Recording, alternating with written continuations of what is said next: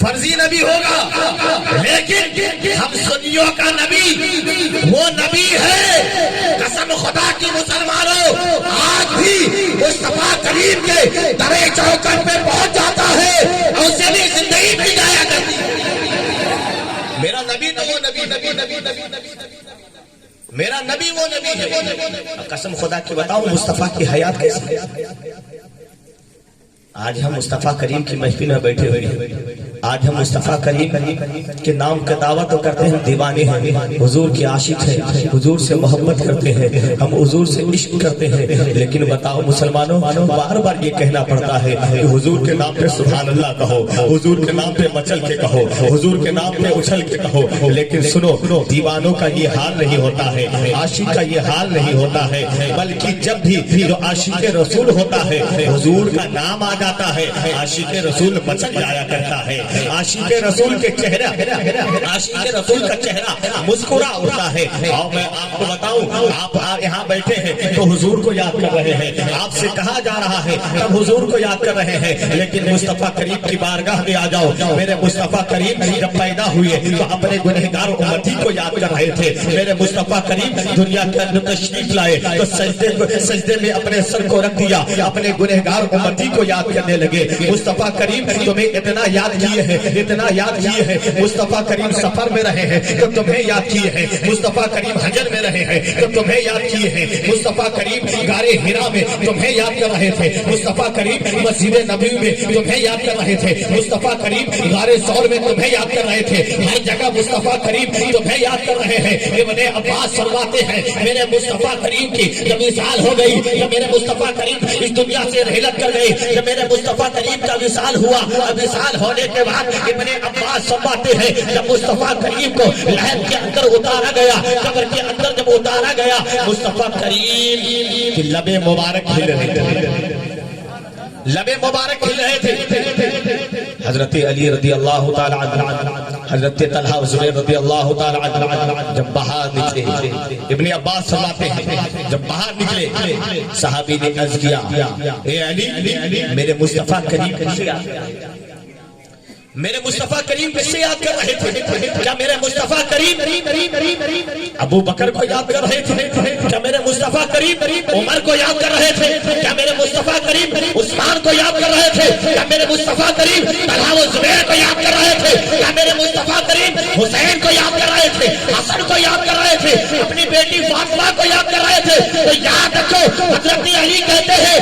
نہیں جب تو حسین کو یاد کر رہے تھے، جب طلحہ و زبیر کو یاد کر رہے تھے، نہ عمر کو یاد کر رہے تھے، بتاؤ کس کو یاد کر رہے تھے؟ تو حضرت علی فرماتے ہیں میرے مصطفیٰ کریم اپنے گنہگار امتی کو یاد فرما رہے تھے، اپنے گنہگار امتی کو یاد فرما رہے تھے۔ مصطفیٰ کریم ہمیں قبر کے اندر نہ بھولا،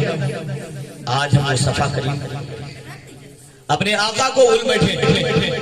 اور اس کے باوجود آج ہم دیکھیں اپنے زندگی کو دیکھیں،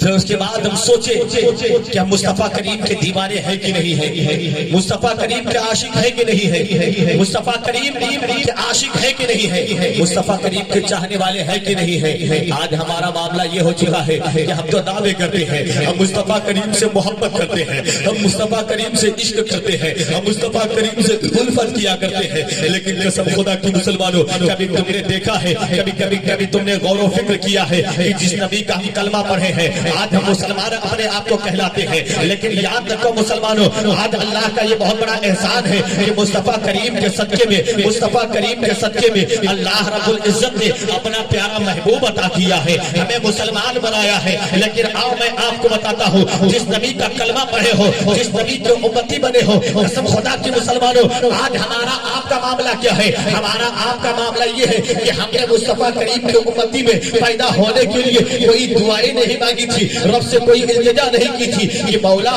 مجھے مصطفیٰ کریم کے امتی میں پیدا فرما دے، مصطفیٰ کریم کے امتی میں پیدا فرما دے، ہم نے کوئی دعائیں نہیں مانگی تھی۔ یہ اللہ کا احسان ہے کہ اللہ تعالیٰ نے ہمیں مصطفیٰ کریم کے امتی میں پیدا فرمایا ہے، مصطفیٰ کریم کے امتی میں پیدا فرمایا ہے، یہ اللہ کا احسان ہے۔ یہ آپ کو مسلمانوں یہ اسلام ہمیں وراثت میں ملا ہے، اس لیے کہ میرے बाप दादा मुसलमान थे, आपके बाप दादा मुसलमान थे, तो मुसलमान के घर में पैदा हो गए, अब उसी मजहब इस्लाम का कलमा पढ़ लिए और अपने आप को मुसलमान कहलाने लगे, मुस्तफा करीम के उम्मती कहलाने लगे। कसम खुदा की मुसलमानों, याद रखो, हमने कोई दुआएं नहीं मांगी है, लेकिन 12 नबियों ने अल्लाह की बारगाह में दुआ की थी, मौला मुझे नबी ना बना,